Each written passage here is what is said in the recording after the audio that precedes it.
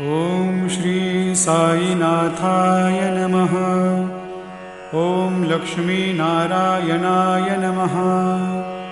ॐ कृष्णरामशिवमारुत्यादिरूपाय नमः। ॐ शेषशायिने नमः। ॐ गोदावरीतटशिलधिवासिने नमः। ॐ भक्तहृदालयाय नमः। ॐ सर्वरनिलयाय नमः।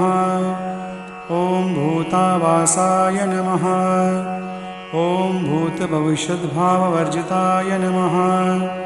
ॐ कालातीताय नमः। ॐ कालाय नमः। ॐ कालकालाय नमः।